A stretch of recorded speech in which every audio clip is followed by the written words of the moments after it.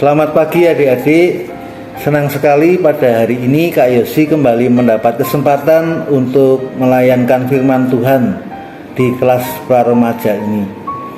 Nah adik-adik, kita semua tentu pernah punya keinginan atau harapan yang tidak tercapai.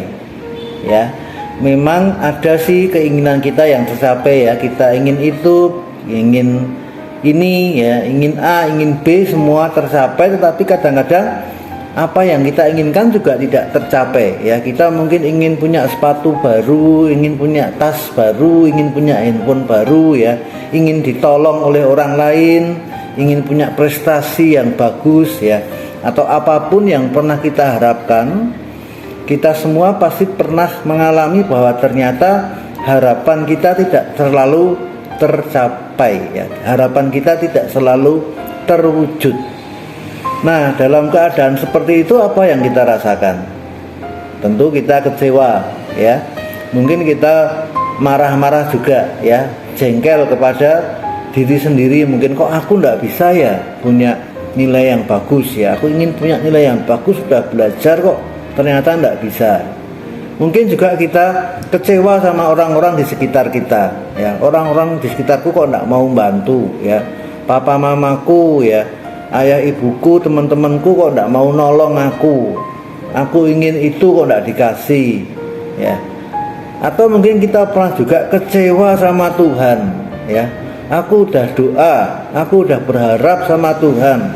Katanya kalau ingin apa-apa kita harus sampaikan kepada Tuhan dalam doa. Katanya Tuhan itu mendengar doa. Katanya Tuhan itu baik ya. Tapi kok ternyata keinginanku tidak terwujud. Nah adik-adik, hari ini kita mau belajar dari kisah di Alkitab ya, tentang Maria, Marta, dan Lazarus. Mereka bertiga ini adalah bersaudara. Mereka bertiga ini sudah kenal Tuhan Yesus. Dan ceritanya yang tadi kita ikuti adalah dalam firman Tuhan hari ini, dalam kitab Yohanes pasal yang ke-11. Lazarus itu sedang sakit ya. Dan Maria serta Marta sudah melakukan hal yang benar ya. Yang pertama yang bisa kita pelajari dari Maria Marta adalah jika ada apa-apa, jika kita membutuhkan pertolongan, maka kita harus lari ke orang yang tepat. Kita harus sampaikan kepada orang yang tepat.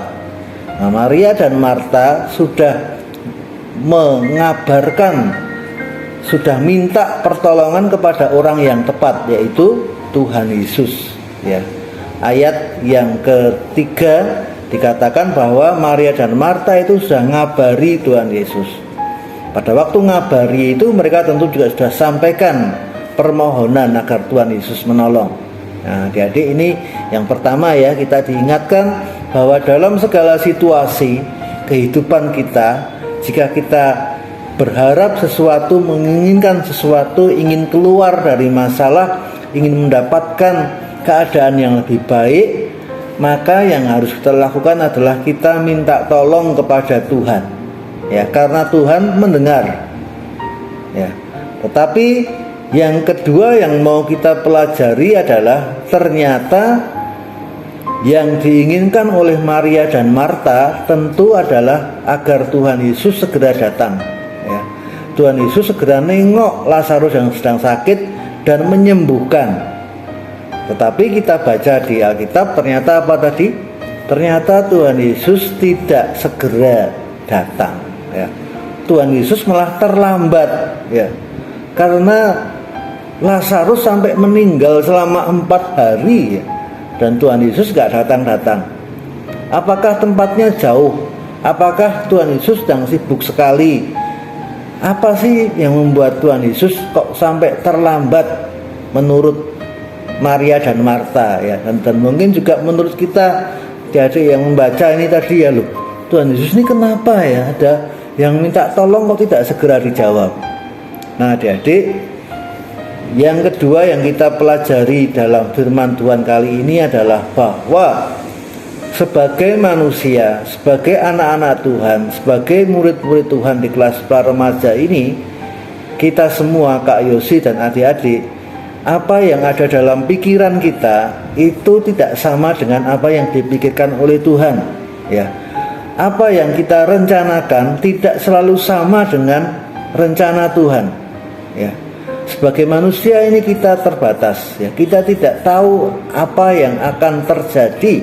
Kita hanya bisa memohon, seperti Maria dan Marta itu memohon pertolongan. Tetapi selanjutnya bagaimana? Kita harus belajar untuk berserah, ya. Berserah itu artinya ya sudah, kita sudah melakukan yang terbaik, maka selanjutnya adalah Tuhan yang akan berkehendak. Kalau Tuhan memang tidak menjawab, ya, kalau Tuhan memang ingin menunda, lalu kita bisa apa? Kita tidak bisa apa-apa selain berserah. Berserah itu artinya juga tetap mempercayakan diri kepada kuasa dan pertolongan Tuhan, ya. Berserah itu bukan berarti kita menyerah. Berserah itu bukan berarti kita berpaling dari Tuhan. Nah, tentu boleh ada perasaan sedih, ya. Boleh ada perasaan kecewa. Boleh ada perasaan tidak mengerti, ya, Tuhan ini gimana, ya. Saya sudah datang berdoa, saya sudah minta tolong, tapi ini keadaan bukan malah tambah baik, tetapi malah tambah buruk. Nah, mungkin bisa saja terjadi demikian, ya, dalam kehidupan kita, adik-adik, ya. Tetapi dalam keadaan yang seperti itu pun jangan pernah berpaling dari iman kita kepada Tuhan, ya. Tuhan bukan tidak mendengar, Tuhan bukan tidak berkarya.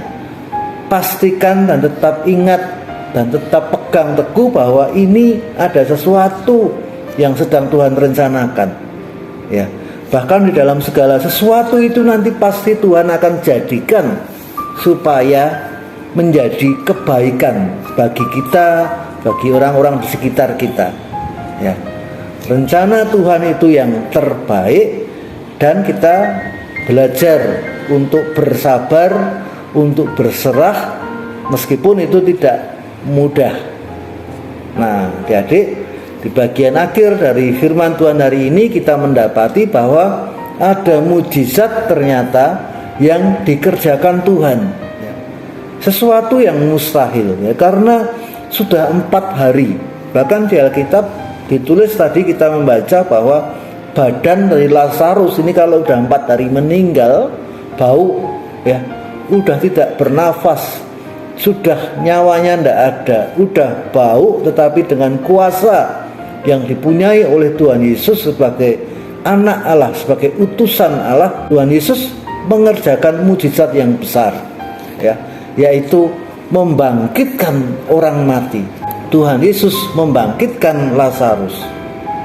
Nah, ini mujizat, keajaiban yang sungguh besar terjadi, dan tentu tidak pernah diduga oleh Maria dan Marta, ya. Maria dan Marta pasti sudah begitu sedihnya, mereka menangis, mereka mungkin kecewa. Kenapa Tuhan Yesus yang mengenal Lazarus, mengasihi Lazarus, tidak segera datang? Yang ketiga, nantikan karya Tuhan, pertolongan Tuhan, sebab waktu Tuhan adalah yang terbaik. Sebab pertolongan Tuhan pasti tepat pada waktunya. Demikian adik-adik firman Tuhan pada hari ini. Biarlah kita tetap menjadi orang yang mau untuk datang kepada Tuhan dalam doa kita, mau untuk bersabar dan berserah, dan mau untuk menantikan pertolongan Tuhan yang tepat pada waktunya. Salam sehat dan tetap semangat. Tuhan memberkati kita semua. Amin.